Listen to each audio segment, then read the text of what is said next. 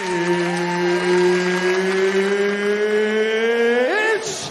time! What's kicking, everybody? It's Keith. I'm back for another episode of Picking Fights. Tom was unable to make it today.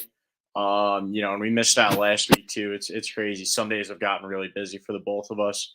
Also, we were somewhat recovering from UFC 288 last week as well. That was crazy. Seeing the UFC live and in person, I definitely recommend it. They put on like some of the best sporting events live that I've ever been to. And I go to a lot. I went to a lot of NBA games this season. I'm a huge Nets fan. I go to Giants, Mets, and I still think the UFC trumps all them just because of the fan experience mostly. If it ever comes to your city and you're not going to the fights, they do have free meet and greets. They've done them, in New York City at various liquor stores when they're at MSG. And this time around, it was just in front of the Prudential Center. They had Corey Sandhagen, which Tom and I got to, shake hands with, meet, take photos. He was super cool, super nice guy. Sean O'Malley was also there. The line was like 2-3 blocks long. Justin Gaethje, Aaron Blanchfield, who's local to that area. So it was really cool. The UFC, they just do it right. And so much free stuff, too. Like, they were getting offended that Tom didn't want a Howler Head t-shirt. The Howler Head girl was like just really trying to get him to have one of those t-shirts. They had Prime, drink girls there, Monster Energy. They had the punching bag arcade machine, with all the viral videos of people getting hurt hitting it. But really awesome event. And then, like pre card. And then the card itself was really solid. I think we opened up with 3 or 4 finishes right out of the gates.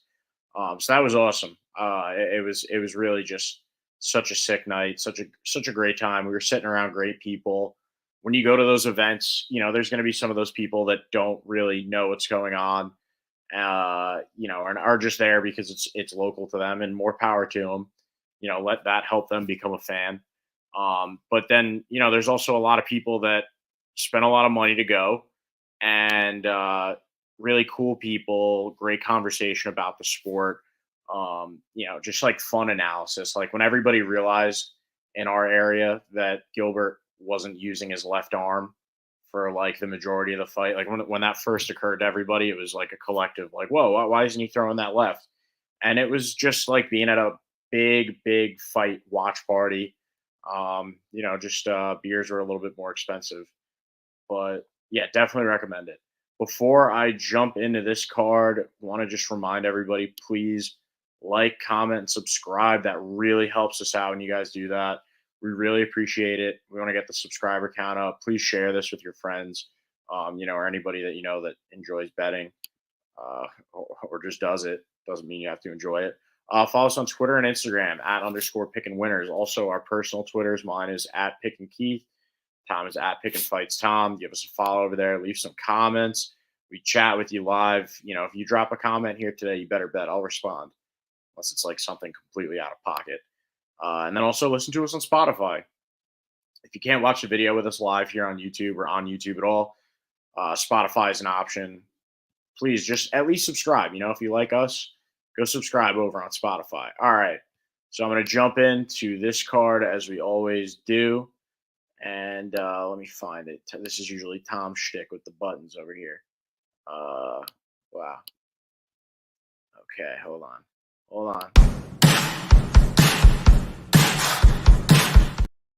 All right, if you were listening on audio, that says prelim notables. So I'm going to jump in with that. That's how we always kick it off. And I just got a couple. I'm going to keep this one quick, short and sweet. First of all, I like Vanessa Demopoulos this weekend. She's on a roll, 3-fight win streak right now. Carolina Kowalkiewicz, she's got a 2-fight win streak going. She's currently the favorite. I just think Vanessa Demopoulos is on a roll right now, though. The momentum is really in her favor. She got a lot of clips going viral of her like jumping in Joe Rogan and Michael Bisping's arms. I expect another one of those this weekend. This one is more so gut feeling, but it's also a notable fight because Vanessa Demopoulos does have a little bit of hype growing around her. And Carolina, she's no slouch. She's got some history in the UFC. She's fought some great competition. Like her 3 out of her last 5 fights are losses, but they're coming to Jessica Penny, Yan Xiaonan, who just knocked out Jessica Andrade at UFC 288, and Alexa Grasso is now the champion. Just beat how fast do you forget the former champion's name? Valentina Shevchenko's. She stripped her of her belt basically. Crazy finish to that fight. Go back and watch it if you haven't. Uh, if you're not a fan of women's MMA. And then 2 wins coming over Silvana Gomez Juarez, good win. Felice Herrig, submission, rear naked choke. This is definitely going to be a great grappling match. That's what both of these women sort of specialize in. Fun fact about Vanessa Demopoulos, she was a stripper at one point and credits her flexibility and dexterity and overall just great use of her limbs in the jiu-jitsu game to her time as a stripper. And, the core strength that gave her and everything else. Plus 125, slight dog. People on Tapology are kind of split on this one. I'm rolling with Demopoulos, so I think she's going to keep rolling on forward. Interesting character in the sport. And then my other one, definitely this fight to go to finish by knockout. That's Maheshat versus Vyacheslav Borshev. Anybody that's been watching this for a while too knows that I'm a huge Vyacheslav Borshev, better known in some circles as Slava Claus. I love this guy. He fights out of Team Alpha Male over there with Uriah Faber. Great gym. They have a lot of international fighters, and Slava Claus being one of them from Russia. And Maheshat, he's out of China, young guy, 23 years old. He has some furious hands. Lost his last fight, but he had a great UFC debut against Steve Garcia, knocked him out. And, if you've been following the sport for a while, especially in 2022 when he debuted, it was incredibly statistically disadvantaged for fighters making their debut in the UFC. It was more likely that they were going to lose and in horrible fashion in some cases. So for Maheshat to go out there, do his thing, that was great. But also Vyacheslav Borshev won his UFC debut as well against Dakota Bush in one of my favorite debuts of all time. Just nasty body shot that dropped him. The people at Topology actually like Maheshat, but I am going to roll with Vyacheslav Borshev. 2-fight skid real quick. Team Alpha Male having a good little streak right now with some of their fighters. Minus 155. I'm gonna roll with 2 separate bets on that one, right? Like I said, I'm betting on the fight to end in knockout. But now that I'm thinking about it, I don't know. Maybe Vyacheslav Borshev goes a little bit more conservative this time around, outstrikes Maheshat. But the minus 155 is not a bad line. Both of these men could get it done. That's why it's like sort of even. Big test for Maheshat. Vyacheslav Borshev is a former kickboxing champ, brings a lot of that to the table this week. So it's a huge test. There's a lot of experience in the striking for Vyacheslav. That's probably why he's minus 155. But yeah, I'm gonna roll with Vyacheslav over Maheshat. All right. Hold up before we jump into that. I gotta find it again. Sorry, Tom. Okay.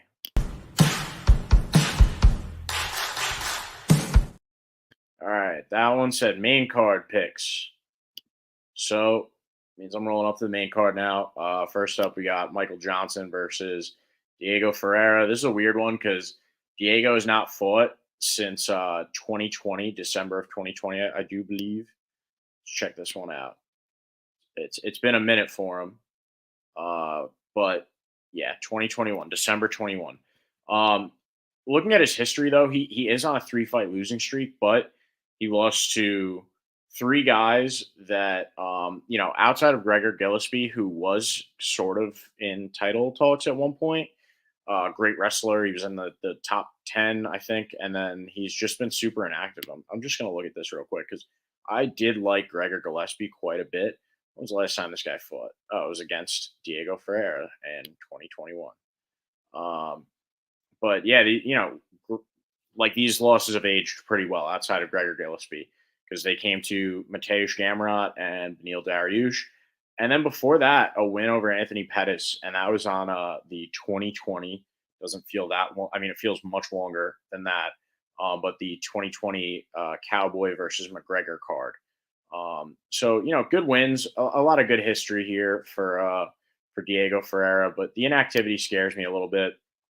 With Michael Johnson as a plus 120 underdog, nothing crazy. I kind of like him here. He tends to surprise us against a lot of fighters. Like he put up some great fights against some. We can take a look at his history real quick. Some of these losses have aged really well as well. Clay Guida, not so much. That was a surprise. Josh Emmett, uh, Andre Feely, I believe no longer in the UFC, but that was a good win for Michael Johnson. Justin Gaethje, Habib actually has a win over Poirier. That's what I mean by like he does have the ability to surprise people every now and then. But I just think the activity is more important for him going into this fight. Diego Ferreira took some time off after those three losses. Not sure why, if there was an injury there, or if it was just he wanted the time away. But Michael Johnson's super active, and he's got great experience. He's got good hands, good wrestling. There's a lot to Michael Johnson's game that's made him a long-standing member of the UFC roster. All right, next up, Andre Fiallo versus Joaquin Buckley. I think Andre Fiallo's chin might have got cracked a little bit because he was in a couple of good battles since he came into the UFC and came to prominence. Like his last 5 fights alone, Michel Pereira, great fight. That was a war. Miguel Baeza, those two guys were going shot for shot in that fight. Ultimately, Fiallo knocked out Miguel Baeza. Cameron Van Camp, another good fight, another good win. And then he fought Jake Matthews, who he put him out on his feet. And that was a great win for Jake Matthews. That was really like a big coming out party for him because Andre Fiallo was like a good test for guys coming up in the welterweight division. And to see his chin really get cracked and get put out like that was a little spooky. And then again, against Muslim Salikov, the spinning back kick was wild. And Joaquin Buckley did lose his last one by TKO. Chris Curtis. You can't scoff at Chris Curtis. That guy brings unreal power to the table. That last fight against Kelvin Gastelum became an all-timer for me. Really enjoyed that. And then a loss to Nasruddin Imavov. Couldn't really keep up with the ground game, and Nasruddin overall is just good competition. Other than that, all-time historical knockouts for Joaquin Buckley. He's got serious power. He's a creative guy, thinks on his feet. The win against Albert Duraev was just punishing. And, I think the doctors helped him out quite a bit there. He's got that, his leg gets grabbed while throwing a kick, and classic knockout. But he's good at knocking guys out on their feet. Yeah, against Impa Kasangane. The jump spinning back kick, crazy, all-timer. I'm sure you've seen it. It's all over Instagram. But yeah, super creative guy. And just with Andre Fiallo's chin being a little unsteady right now, I think Joaquin Buckley is probably going to put something together that puts Fiallo's lights out at some point. All right. Another one I'm a fan of. If you've been watching for a while, you know this one. Lupi Godinez.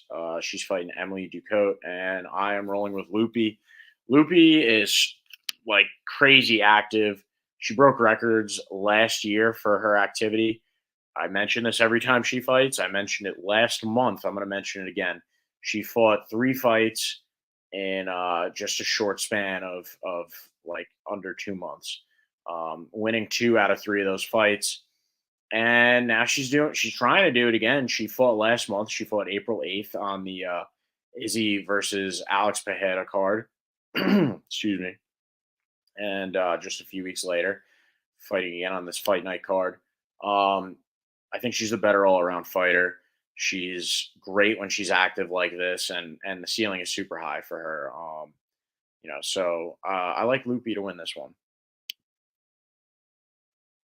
All right, next up, Anthony Hernandez versus Edmund Shabazian. I like Edmund Shabazian. He's had a rough go at it for a little while here. Fought some great competition as well. Nasruddin Imavov, elbows from the crucifix. His ground game is crazy. He had a win in his last fight against, and forgive me, Dolce Lambula. Not good with some of these names. If the commentary team sounds like they're really good at them, it's because it's their job. and B, they have a meeting where they sit down with fighters and have to learn even how to pronounce their names. But these three losses, ground and pound, mean elbows from Nasruddin Imavov. Jack Hermanson, great wrestler. Derek Brunson, KO, TKO from the ground and pound. There's a common theme here. And that's that Edmund Shabazian does better against stand-up guys. He's great on his feet. But guys that want to wrestle him and take him to the ground and use a little jiu-jitsu on him, he doesn't fare so well against. Like Brad Tavares, great win against Brad Tavares. Brad Tavares is not going to be the guy to take you to the ground and try and drag into deep waters. And then on the flip side, you look at Anthony Hernandez's history. There's a reason he's a minus 315 favorite here. He's got great jiu-jitsu. Majority of his wins coming by way of submission. He's got 7 out of his 10 wins are by submission. Only one loss down there, but fought good competition. Marc-Andre Barriot, triangle choke, last fight around September of last year. Josh Fremd, a little disappointing. I thought the ceiling was high for Josh Fremd. The loss to Trayshawn Gore kind of pushed me in the other direction, but he won his last fight, so good for him. I hope he continues. But some potential great fights canceled for Anthony Hernandez in the past, actually. Dricus du Plessis, Albert Duraev, Dustin Stolfus, and Punelli Soriano. Adolfo Vieira, he ended up getting that one eventually. But there were a lot of great fights that really could have put Anthony Hernandez on the map sooner than I think he's going to be put on it this week. I think while Edmund Shabazian he's not one of those names that I just listed in this middleweight division. He is a solid name. He's going to put up a good fight. It's going to be fun on the feet for a little bit. And being in the co-main spot is going to help Anthony Hernandez, kind of like launch his career a little bit more too. I wouldn't say a lot of eyes are on this fighter, this card, but sure to be some highlights. I think when eventually Anthony Hernandez takes Edmund Shabazian down and strangles him or tries to pop something out of place, whatever he chooses to do, I think he's going to be able to do it. That's why he's a minus 315 favorite. Speaking of jiu-jitsu and just overall great groundwork, in the main event, we have Mackenzie Dern versus Angela Hill. Angela Hill, famous descendant of alien abductees. I don't know. I think the alien stuff might be helping her keep her career in the UFC. Like, she feeds Dana little secrets about aliens, and that's why she's able to stay, because she's got just about as many losses as she has wins. She's 15-12, as opposed to Mackenzie Dern, who's 12-3. 2 of those losses coming pretty recently, but to Marina Rodriguez and to Yan Xiaonan. Obviously, those wins have aged relatively well. It's really good competition. Mackenzie Dern, if you want to laugh and you like Joey Diaz's sense of humor, just look up Joey Diaz Mackenzie Dern tweets. Her other loss coming to Amanda Hebus, but it's just overall solid competition for Mackenzie Dern. We know who she is. How could you not at this point if you've been following the sport long enough? Mackenzie Dern's name and face have come up plenty of times. I just think it makes sense here for her to be a favorite. The people of Tapology definitely agree. The ground game is so much better. She's so much better in the jiu-jitsu than Angela Hill. Angela Hill tries to keep the fight standing. And I think Mackenzie Dern is going to take it to the ground when she chooses and just, again, strangle or try to pop something out. Because 5 rounds, if this is a 3-round fight, I'd say maybe it goes the distance. But I do think there is quite a bit of time here for Mackenzie Dern to lock something up. Maybe it happens early, but at least, she has that 25-minute, I wouldn't say cushion, but time to really work something out, game a little bit, strategize, just play with her jiu-jitsu really, and see what works, and play that mental chess game with Angela Hill on the ground, because Angela Hill is going to struggle, I think, down there, and just try and flop about and expose something that Mackenzie Dern's going to lock up. Her jiu-jitsu is great. Her Brazilian accent isn't great, though. Where was she? She's from the United States, trains in LA, but she went to Brazil for a little bit and picked up an accent that she still hasn't dropped. Kind of strange, if you ask me. There's YouTube compilations out there all about it. Let me see if I can pull one up right now. I hope I don't get sued for like defamation or something, but it's just something you have to see. Uh, yeah, let me see the evolution of Mackenzie Dern's accent. Let's check this out real quick. I'm a blue belt underneath my dad, Megaton Diaz, and my background's Brazilian Jiu-Jitsu. My dad's reaction when I wanted to go into MMA was, "You're too pretty. I don't want to see my daughter getting hit." All right, let's see if you can hear that. I think Jiu-Jitsu in Arizona is developing very rapidly. I think that we're growing. We're producing a lot of champions. So he sounds like pretty American. Let's go check it out. Sometimes I'll be like all lazy in the training and like my grips are weak and I'll be like, oh, I don't really want to train. And he'll just Slowly developing. And they treat me like a little sister, you know? So like they push me and kind of like mess me up. Christmas here and New Year's and was eating like a lot of food, great food. So now it's kind of like a little bit hard to come back to the training for the Europeans. I want to see you try. All right. So this guy's face will like get us banned from here. Probably. I don't know. I don't even want to say his name, no matter how funny and entertaining he is. But yeah, so not to, try and talk shit about Mackenzie Dern, but you can see it there yourself or hear it there yourself. The accent just kind of popped out of nowhere and slowly developed even more. All right, I'm going to go into the pick rundown now and wrap this episode up for you.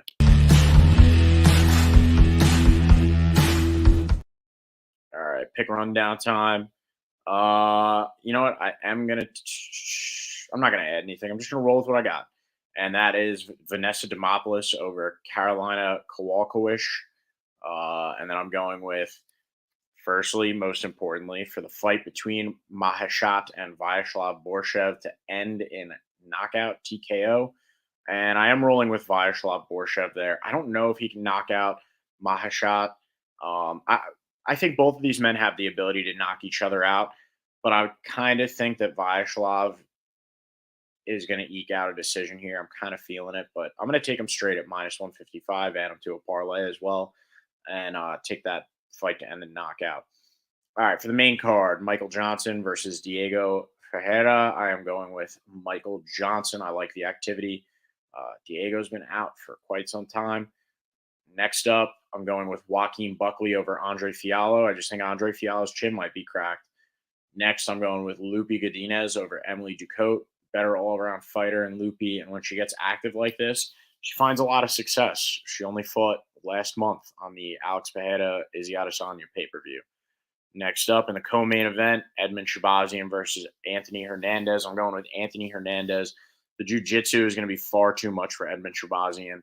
And I actually think Anthony Hernandez to win by submission. Well, that's probably not going to be, that much better considering he's minus 325, and that's the most likely way he wins the fight. I still think it'll be it'll definitely be a more profitable bet. It is anytime you take the method. And then in the main event, I'm also going with a submission victory in this fight. And that would be for Mackenzie Dern to submit Angela Hill. I think Mackenzie Dern is going to use those 25 minutes to set something up with her jiu-jitsu on the ground and find a way to finish Angela Hill. All right, so that wraps up today's episode. I want to thank everybody for joining me. Got no comments. I'm a little disappointed. I got no comments today. Please leave a comment the next time around if you're here with us, or do it after we go live. I really we appreciate everything that you guys do, like the liking, commenting, and subscribing. It helps us out immensely. Please share this with your friends too, and ask them to subscribe if they enjoy this type of content. Follow us on Twitter and Instagram at _pickinwinners. Tom and I, our Twitters are also, I'm at Pickin' Keith on Twitter, and Tom is at Pickin' Fights Tom. Leave a comment again. And if you enjoy this, but you can't watch us on YouTube, you're on the go, feel free to listen over on Spotify. All right, thanks again, everybody, for being here. Attack the rest of this week. Let us know what you go with, too. We want to see your picks on Twitter. That would be awesome. Send us like a bet slip if you win with us. That would be sweet. And then we could retweet that.